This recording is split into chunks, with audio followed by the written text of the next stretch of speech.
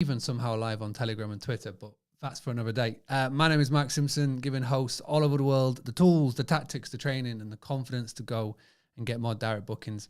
And today we are going to be talking about the Airbnb Winter Release, what it means for you, what it means for the platform, and most importantly, we're joined by a very special guest who has had a sneak peek at all of these new features for a little while now. So I'm very, very excited. We're going to be announcing some really cool things. But as we get started on this very special podcast episode, it's only right that we would begin with a little freestyle rap. This is a freestyle. I'm going off the dome.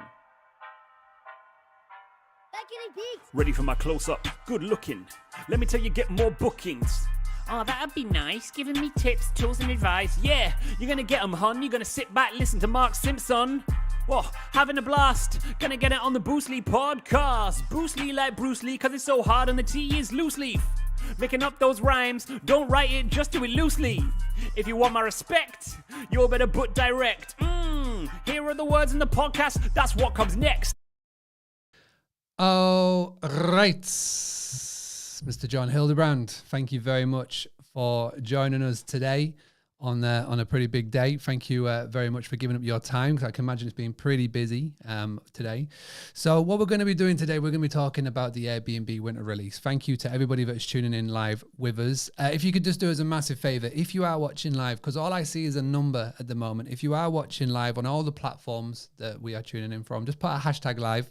And also as well, in the next comment, let us know what you think of the Airbnb Winter Release. This is obviously going to get turned into a podcast episode, which you can go find at boostly.co.uk/podcast. But right now, this is a live video streaming everywhere, because today of all days, there is a winter release that's being released. Now, my goal, obviously, is to make it that when there is a new Airbnb release, you just go, oh, that's nice. That is my ultimate goal, because you'll be 65% direct and then 35% others. But I know for a lot of people, this actually means a lot, and there's a lot of things to sort of dig into. And, I thought who better to reach out to Mr. John Hildebrand, who has had a pretty crazy month, I think it's fair to say. He's been all over and everywhere, and I'll let John introduce himself properly in a second, and then we'll sort of dig into everything that we've done. And we've even managed to find Mr. Brian Chesky's listing, which we will dig into as well. So John, can you just take a minute, please, and just sort of give a super quick synopsis of, your history into getting into short-term rentals, but more importantly, what has been happening to your life since Las Vegas? Oh man. Yeah, that's good. Just real quick, I think you froze on my end, but I think if anybody else sees that, I'm not sure, but on my end, you're frozen. What's up, everybody? Super stoked to be here. Mark, you're the best. Super stoked to be here, like I said. So quick story. I've been hosting since early 2016. I was a starving traveling artist for a long time, and my place would sit empty.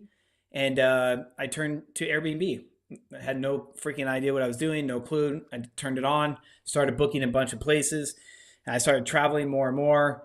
That ended up paying all of my bills, all my mortgage, my overhead. I was like, oh, that's kind of cool. I'm like, I wonder if I can keep doing this instead of being a starving photographer the rest of my life.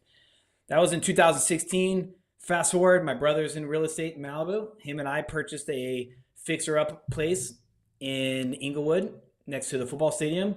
Turned it into a full-time vacation rental, and it exploded.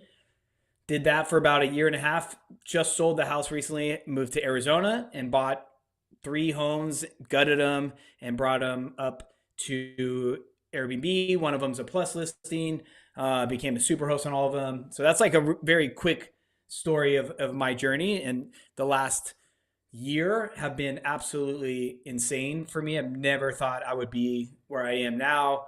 I'm an official Airbnb ambassador, which got launched today to the world, which is super exciting. I was in Vegas, got to meet with like everyone at the trade show and kind of understand the industry a lot better. And then like the icing on the cake of everything is I went to San Francisco to the Airbnb headquarters and did a 2-day workshop with so many amazing employees at Airbnb, which we'll talk about more. And that's my quick introduction story. I hope that was good. Very good. Very, very good. So very quick, can you quick name drop the business? Just sort of where, like how many properties you've got, just sort of Hildy Homes, obviously that's the one. You're based out of Arizona, and like any sort of other things that you can share that's sort of been happening recently. I know that you've been doing quite a bit of work with like regulations and whatnot. Like how far into it now would you say, after doing this a couple of years, how far down this journey would you say that you're going? Man, I feel like it's 24 hours, 7 days a week of short-term rentals, right? Now it's like fully in my DNA at this point. So like, yeah, my company, I branded a company. I'm really into branding and telling a story. So my company name is Hildy Homes. My last name is Hildebrand. So it's short for Hildebrand, Hildy Homes. I have a YouTube channel where I teach a lot of content on YouTube. And I'm pretty stoked on my Boostly website. I have to plug for sure. It's been an amazing journey and like a very scary process at first. And I don't know why I was scared, but I have no reason to be. I've gotten a 6-month booking on Boostly not too long ago. I got a 3-month, 45 days. So I'm all for it. Good, man. Super, super stoked. And then, just to talk real quick, I am super advocate on policy. I feel like all hosts, no matter what platform you're on, you better start speaking up and be a very strong advocate in your space. I work extremely closely with Rent Responsibly. And then I also created a board here in Arizona, where I'm based in Scottsdale. We have over like 2,600 members, and we're just fighting to protect our short-term rental rights. Yeah, shout out to Rent Responsibly. That's awesome, and the amazing work that they're doing. And it's for me. I came across your just enthusiasm at some point this year, and I knew I had to reach out. And since then, it's been amazing being able to like work together on obviously the website and just sort of introducing you to like a few people. And now obviously you're working with an amazing team at Hostfully for the PMS behind the scenes and all that cool stuff, and as well doing all of the things with Airbnb, which is why we wanted you on, because there's so many people that could potentially talk about the winter release, but you've had being able to dig into it and get first access to it and specifically go to the head office and talk to them. So it's cool. So this isn't going to be an Airbnb bashing podcast. I want to get it from angles from both sides. I feel like you are really good to talk about this, because obviously you're in with Airbnb, but you understand the benefits of building your own brand, your own business, and having that fail safe to fall back on as well, which is epic. So what we're going to do, we're going to start off, because a lot of people may not have known this, but there was a video released today. So we're going to start off. I'm going to share my screen. Both me and John can see this, and we're just going to very quickly watch a little couple of segments of the listing. We're going to stop it, and we're just going to dig into little bits as we go, if that sounds good, John. Yes, sir. All right. Lock it up, 5, please. Roll it. For 119, take 1.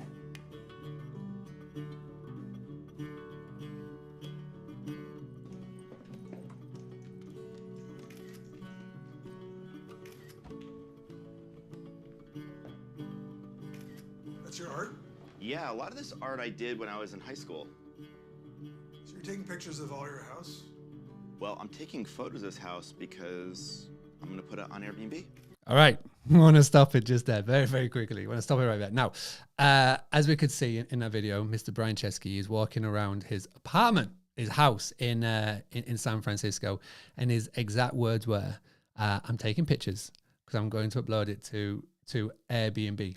Now, I don't know what your first impression of that, John, but for me, it was very interesting that he was just walking around taking pictures on his iPhone, and it wasn't a proper camera or getting a proper photography coming around. Now, what's your view on that, or your thought on that? Do you reckon that we're reading into it, or do you reckon he's literally saying it is so easy to get on this channel? Dude, that is so freaking funny that you said that, because the second I saw him whip out his iPhone, I was like, oh man, he didn't even bring out a camera? I thought for sure he would have whipped out a camera or maybe had someone there. But I think that's just us being like super into the business and knowing that, like, sure, an iPhone can take like a decent photo, but you need professional photos, and Airbnb has like the professional photo department and whatnot. So yeah, that's funny you said that, because I was literally the same thing. I was like, oh man, but maybe like we're probably reading too far into it, where it's like, it is that easy to just take a couple pictures and launch.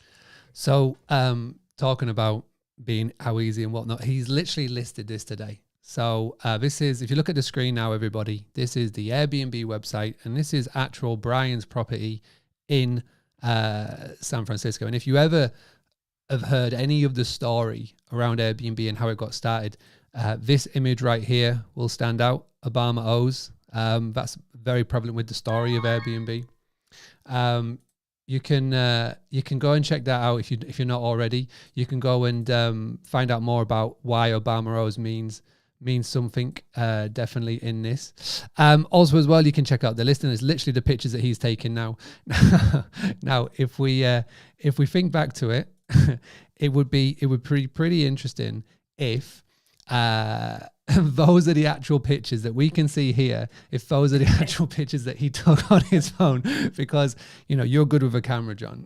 You're very good with a camera. To me, those don't look like these don't look like the pictures that he was taking on his phone on that video. But again, I think we're being a bit picky there. So what I thought would be really funny, because you can't have an iPhone that none of us have. Maybe so. Is the Leica phone or something? Maybe so. Now, I was actually thinking if I could maybe check about an inquiry, but as you can see, the man's fully booked out. He is busy. So I thought what we'd do, we'll send him a little message. How about this? And again, this could get me into trouble. I've been told to stop talking about Airbnb as much as I do, but I thought, this is a bit of fun. So let's put, hey, Brian, love the Obama O's. Looking forward to coming and staying with you one day in the future. We can. I'll bring you a copy of my book. There we go. Send a message. Oh, I can't send a message because I haven't chosen dates. Oh, missed it. I'll tweet him. I'll tweet him later. So anyway, right. Let's get back to the video. So he was literally just talking about. There's a lot of faff in here. So let me just skip a little bit forward. Right. So here we go. This is Mr. Chesky taking up the interview. I'm excited to show you what we've created for our 2022 winter release. It starts with Airbnb Setup. Airbnb Setup is the all-new, super easy way to Airbnb your home. From listing your place all the way to getting your first booking. Airbnb Setup is designed around a simple idea. The best way to help you do something new is with the help of someone who's done it before. And we have a lot of people just like this. Our very best hosts. They're called super hosts, and they're at the heart of Airbnb Setup. So let me show you how this works. And this is where you come in, Mr. John Hildebrand. So can you just sort of, obviously Brian's going to go and show that in the video, but can you just sort of break down like what you do behind the scenes for Airbnb? And bearing in mind, this is literally what Brian Chesky's doing on that video there. Yeah, real brief. Just to be clear, I don't work for Airbnb, so I speak pretty freely. I'm an ambassador, but Airbnb knows that about me. I speak insanely freely. I tell them how I feel and vice versa. So I don't want you guys to think that like I'm fluffing it for any reason. I speak on what I like and what I don't like on everything I talk about. So let me just get that out. I don't work for Airbnb. But with that, it's called the Ask a Superhost program. My personal belief is I think it's a way to educate guests from day one, or hosts, sorry, from day one. We all know when you're intimidated or you're scared or you don't know how to set up a listing. Do you need a permit? How do you do photos? Like, what about a caption? There's all these things going through your brain whenever you're trying to set something up.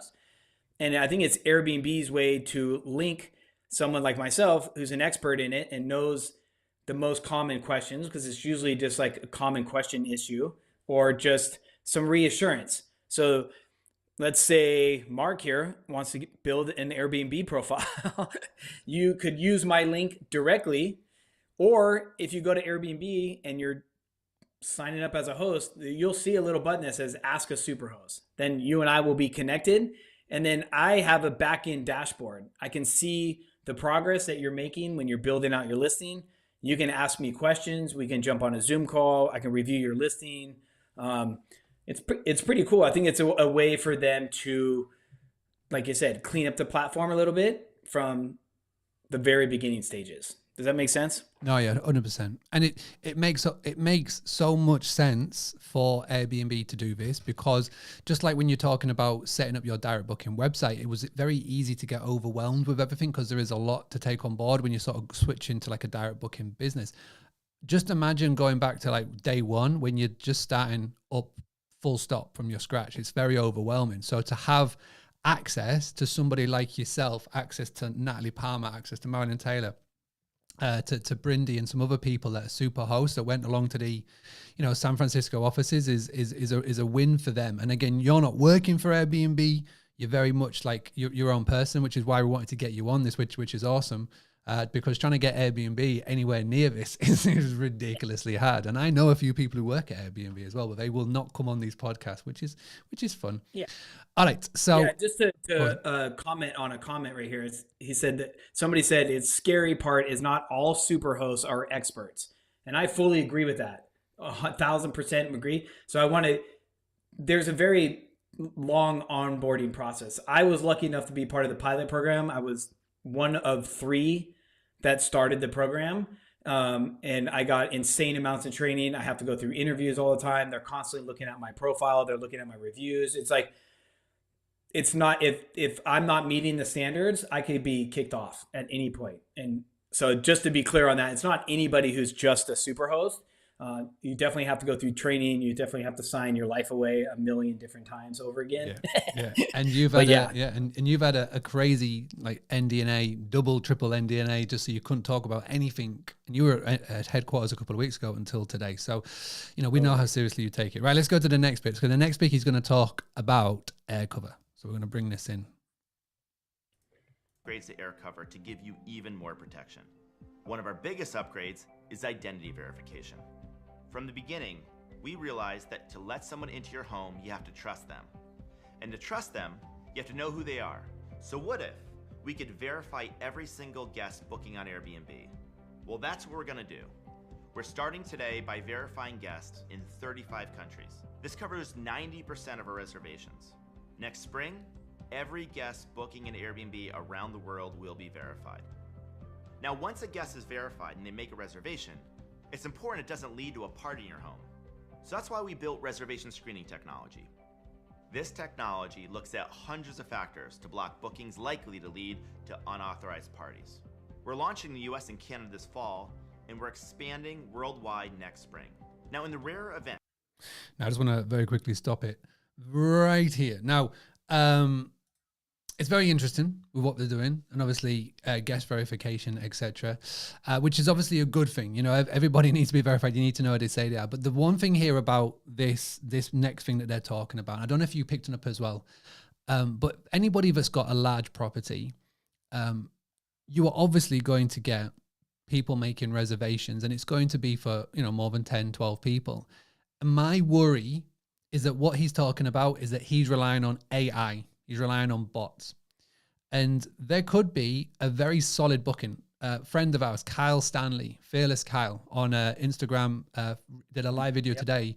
And he was talking exactly about the time. He's got a large property, and he knew through his own verification processes, it was a solid booking. It was never going to be a party. Now, Airbnb have had a lot of trouble with parties. It's been well documented. We don't need to go into that. But he was like, this is a solid booking. I want to accept it because it's going to be a large booking, a very, very good booking.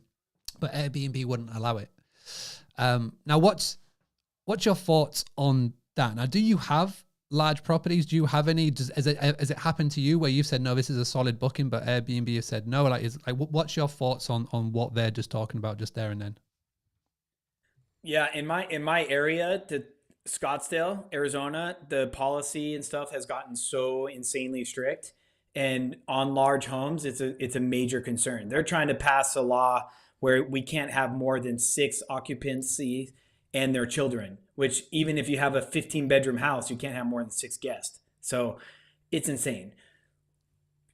But to rely on AI to screen that, to me, is very, very scary. Also, I have many large homes that sleep 12, 15, 16 people, no problem at all. Yeah, that part makes me a little worried. I've never had an issue with that myself. One of my properties got flagged one time during a major holiday. It was a last minute booking. But then once I looked at that guest, to be honest, they seemed a little shady. So I wasn't too concerned. It's like speaking like from personal. I'm a family of 6. You know, I've got 4 kids. Like I would literally be on the edge of what would be deemed by the state or the council or the county as like a reasonable booking. And you know, one of the big things that has come out the last 18 months is the reconnect. So everybody that was shut inside, couldn't get out, couldn't see family for Christmas, for holidays, etc. Last year, Airbnb were banging on about this. Verbo, it's their main selling point was the reconnect, like reconnecting families after the big shutdown. So to sort of go total 180 on this is surprising. And I feel like for anybody that has got a large property, maybe you are best. I mean, obviously, what we talk about so much is not just relying on one platform, getting listed on several, building up your direct booking engine, but it would be really wise for somebody now to create some form of listing site that would be catered more for the larger stays. Because I feel like with Airbnb, there's an even extra barrier to entry to prevent you from actually doing any good on it if you're just planning on being on that one platform. Yeah, I'm really curious on that because there is Airbnb Lutz, and a lot of those homes are big properties, you know, 5 bedrooms, easy, 6 bedrooms, 8 bedrooms. Yeah, to rely on AI seems a little scary. Very, very much so. Now, the rest of that video was just talking about pretty much the same. Air cover is going up to 3 million. 3 million from 1 million. And it covers anything from arts, valuables, cars and boats, which I thought was pretty funny. They threw in boats in as well. But there's 10 updates in total. I don't know if you've seen any more. So we'll go from there. Even more air cover, guest identity verification, which we've spoken about, reservation screening technology, easier to file a claim. I don't know if you've got any other information on it. Now, how has your experiences been this year with claims? Have you had to fill many in? All you have to do is look on Facebook groups and you can see the amount of mess people are getting themselves into in this. But what's your thoughts currently on the process, and what feedback, if any, have you given to them in terms of improving it, and have they listened? Yeah, man, I'm scared to talk about this one because every time I talk about this one, I get like a bad guess and then I have to file a claim. It's so weird. Okay. I swear I get jinxed, but I've had to file a claim. I filed a claim one time that was like $8,500. It was my second guest. They trashed my house, smoked in it, and I was losing my mind. I just launched the house. I spent my life savings remodeling this place. That one was easy. It was like I filed the report. A couple of months later, I had all my money. No harm, no foul. I was like, oh shit, that's easy. But I just had a guest not that long ago that was a nightmare. We had to kick out. I had to call the cops multiple times. It was not a good experience whatsoever. And I just found out last couple of days ago that I got denied on my claim. And I have no idea why. I filed it. I know what I'm doing when it comes to filing, step by step. And I have no idea why. To this day, now I'm trying to fight it. And yeah.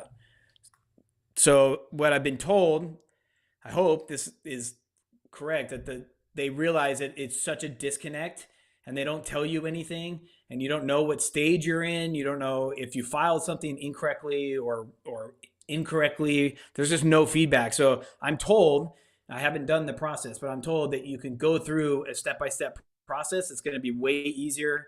It gives you a better breakdown of how you're supposed to file, what you're supposed to file. And then you can watch it in real time. You can see what stages it's in, who's looking at it. If they have questions, the customer service can write you a question right then and there, figure it out. So it's supposed to be a lot more intuitive, whatever you call it. So We'll see. I haven't had to file a claim on it yet. No. Okay. So, but basically they are listening. This is the main thing. Even if it's not perfect, as long as they're listening and they're trying to act on it, because the biggest problem when you talk about any of this is that whether it's Booking.com, Verb or Airbnb, is that there's groups out there that, say these are the problems, and there's been committees and things that are set up, to deal with this, and nothing gets done. But, the people that you met at Airbnb are super passionate about it, even if it doesn't get all the way to the top, as it is with these massive companies now. Airbnb is a huge company. At least things that's trying to get trying to get sorted, which is a plus. Even if it's not perfect, it's a plus. All right. So the other thing from like a marketing point of view, for having our marketing head on, is the categories. Now, obviously, in the summer release, I believe it was, when the new interface was shown, there was a lot of confusion. And now, was that a talking point in San Francisco? Was this a talking point between other Airbnb superhosts? And what has been done since? Now, there's the new things that have happened, which is view your category and new Airbnb categories. Like, what's your opinion in what's going on with these categories? I'll probably get some hate for this one for sure, because like I'm on the fence of, I kind of like categories. I'm not gonna lie. I'm a marketing guy. I'm a visual person. Like, I think it's the way of the future, right? I don't know yet. I'm still trying to figure it out, to be honest. But I kind of like the idea of categories.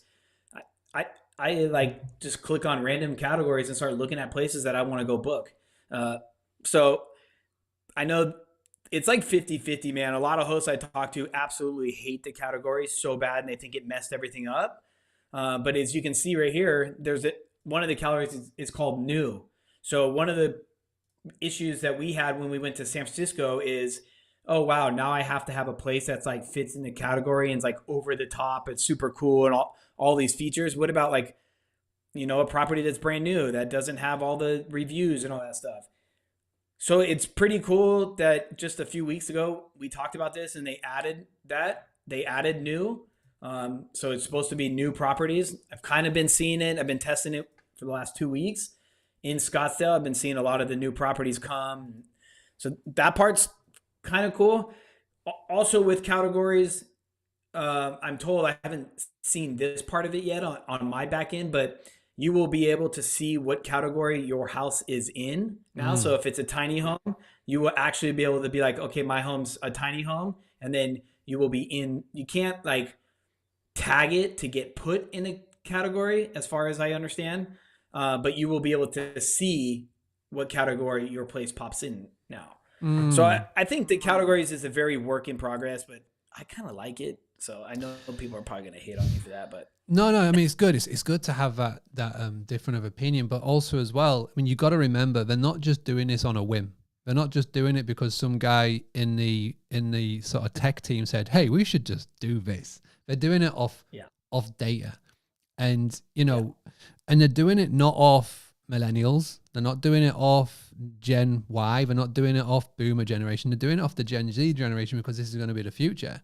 And, if you think about it and how the sort of the trends are, clicking around and being totally free, no restrictions, and with the new massive rise in digital nomadism, even slow mads, there's a massive thing that's coming up now. You can see kind of why they're doing it. Now, it will definitely annoy a lot of people because, again, categories is crazy. When it first came out, people were being placed in categories that didn't make any sense. And, if you were a certain type of category or a certain type of tag, it would just mean that you would not get visible at all. But again, totally interesting. Just like with anything, you got to make sure that, that the same advice is still prevalent and relevant. The thing that's really interesting to me is not so much this update. The interesting thing is what was announced a couple of days ago with the pricing. Totally. Now, how is that? I mean, did you get heads up that was happening? How has it affected your properties? What's been like the sort of general word on the Airbnb street about the pricing and what the changes have been? So that's what you're talking about, just to be clear, is the display pricing and showing the cleaning fee and the nightly rent booked in as one. That's correct. So that was I guess the good and bad, right? Things move fast. I've noticed that I've tried to get things changed in a company this big. It takes forever. But I guess it seems like the social media took full effect over this one. I think the viral videos all over TikTok, the news articles, the miscommunication, the disconnect from guests and overly charged insane cleaning fees. And then like, I can't even begin to think this is real. But I've seen it over again where like hosts are like, you got to mow the lawn and you got to wash my windows and you got to like get me a new couch. Like the craziest chores I've ever seen in my life. I guess we're getting more and more common. So they did this in like a few weeks is what it looked like to me, because they didn't really talk about it when we were in San Francisco. They said they were trying to figure something out. And it was a major problem. They were getting our feedback and they were asking questions, but they didn't make it seem like they were had a solution yet. So I think they probably just moved really fast on that one. I think from looking from an outside in as well, is that they purchased Hotel Tonight because they wanted to become the ultimate OTA. They wanted to become the ultimate online travel agent. They wanted to overtake Booking.com, the Expedia Group, etc. And there's a couple of things that really will stop them from doing that. And, only up until before the purchase of Hotel Tonight, they didn't have a proper two-way API connection into the PMSs. It was very much an iCal, which was very outdated. And so for me, this is like a step to them getting rid of, obviously, the cleaning fees. So it's a flat fee, getting rid of X, Y, and Z, getting rid of the service fee. So the guest will no longer be paying the service fee. I think this is the next step towards maybe spring of 2023, where they get rid of the service fee and all hosts won't pay the 3%. They'll just pay a flat 14%, which is still 1% cheaper than Booking.com, which is 1 or 2% cheaper than Verbo. And then the next step will be that it will just have the same prices, because what they want to then do is they want to crack this meta search, which is obviously Google. And, everybody's got to watch Google and the next play that they make. I put a little prediction that my prediction is next year, 2023, what you'll next see in Airbnb, especially when it comes to categories. And let me just come back and share my screen for a wee second. So when you're in here, there'll be an option on one of these, or even if you click on somewhere. So say I want to go somewhere in Europe and I do this, there'll be an option where you can get into like a boosted or a premium or a whatever in here. And it'll be for people who pay more commission. So the more commission you pay, the higher you will show in certain categories. I feel like that is the coming the next bit, where you can pay a little bit more. I put this prediction out on LinkedIn, and some people were messaging me back in the comments saying, hey, it's been done before, it's been tested, da da da da da. So I don't know if it'll become like a massive rollout. Maybe they'll test it, but once they get the proper inline pricing that will link nicely up with everything else, so there's no service charge, because the service charge is still quite unique to them, then I feel like that's one of the next steps, which has been a super interesting week. I mean, overall, the changes that have been made today aren't massively groundbreaking. I think for a host like yourself, who's experienced, been doing this for a while, and for any other experienced host, it's not a massive biggie. Aircover's had a bit of a change. The file claim process is going to get a change. You can see what category you've been placed in.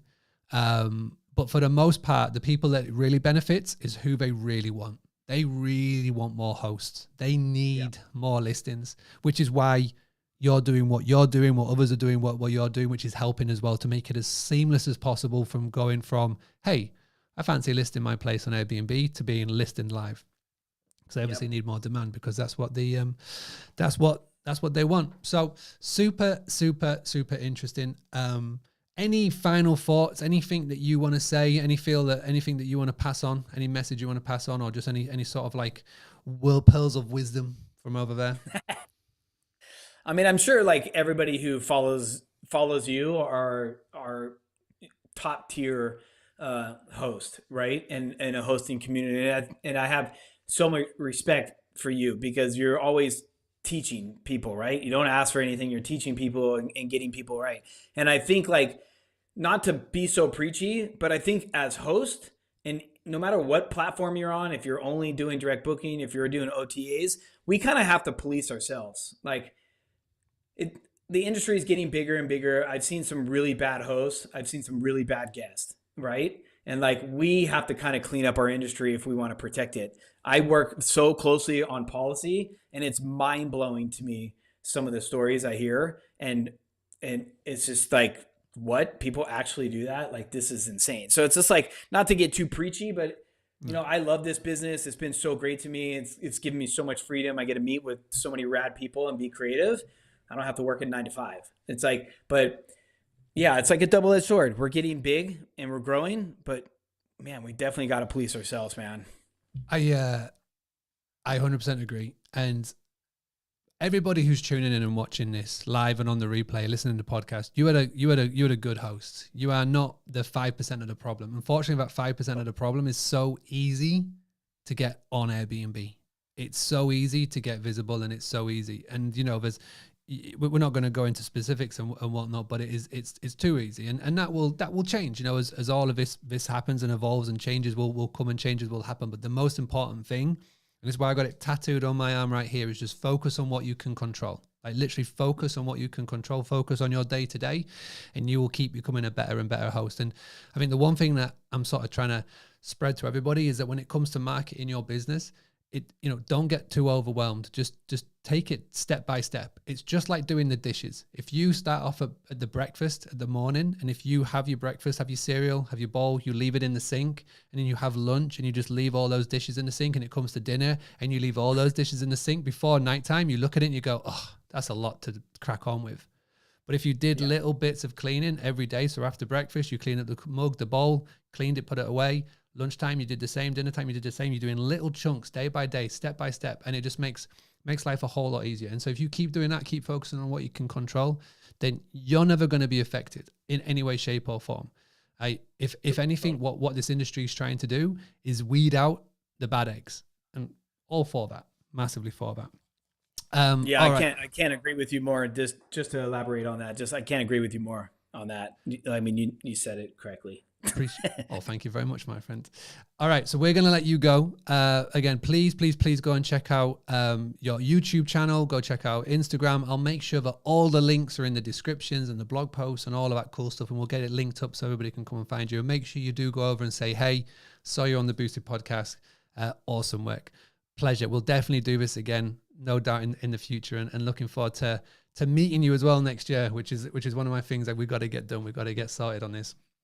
That's on the major checklist for sure. Absolutely. Right. I will let you go. Thank you very much. Can everybody in the chat and in the comments just say thank you very much to John? It's been an absolute pleasure. And before I leave, I just wanted to very, very quickly show you something, because this is something very, very, very cool. Today, the printer sent me this, a lovely gold envelope. And on the side is a Boostly golden ticket for the big Boostly Bash. Now, this is going to be happening in November 2023. Now, these envelopes are going to get sent out to a lot of people. I think over 500 people at some point over the coming weeks. It's over a year away, which is mad. But I wanted to get the planning and preparation done in now. So it's called the Big Boostly Bash. It's going to be on the 14th of November 2023. It is going to be the funnest event in this industry. That's all I'm going to say for now. If you want to find out more, and if you want to make sure that you get on the message list, go to boostly.co.uk/messenger. boostly.co.uk/messenger. MESSENGER. And the other big news that is coming very, very soon is that obviously this year I released the book Direct Playbook, which was a worldwide bestseller, which is amazing. Thank you so much. In a couple of weeks' time, in December 2022, we've got the follow-up book called the book Direct Blueprint. Now, the book Direct Blueprint is all about the systems and the structures to have in place to build a proper and an amazingly successful direct booking business. It is a multi-author book. I'm going to be joined by iPrac, Mount, Price Labs, TouchStay, Uplisting, DAC, TechTape, Superhog, Minoan, D-Travel, and the co-host expert, and Mr. Tom O'Brien, the CTO of Boostly, the brains behind everything. He's going to be featured and focused in a chapter as well. So please make sure that you go and check out boostlybooks.com. We're going to do a big launch around it. We're going to have a ton of fun around it, which is going to be great. So that's some big news that's been happening on our end. Until then, thank you so much, everybody, for tuning in. Thank you to John. Thank you to everybody that's watched live. This is our biggest live video for a long time. And this will obviously get turned into a podcast where you can go and find out all of those and over 500 episodes more at boostly.co.uk/podcast. Right, as we always do, I'm going to see you out with a little rap. This is a freestyle. I'm going off the dome. Ready for my close-up? Good looking. Let me tell you, get more bookings. Oh, that'd be nice, giving me tips, tools, and advice. Yeah, you're gonna get them, hon. You're gonna sit back, listen to Mark Simpson. Whoa, having a blast. Gonna get it on the Bruce Lee podcast. Bruce Lee like Bruce Lee, cause it's so hard and the T is loose leaf. Making up those rhymes, don't write it, just do it loosely. If you want my respect, you better put direct. Having a blast. Gonna get it on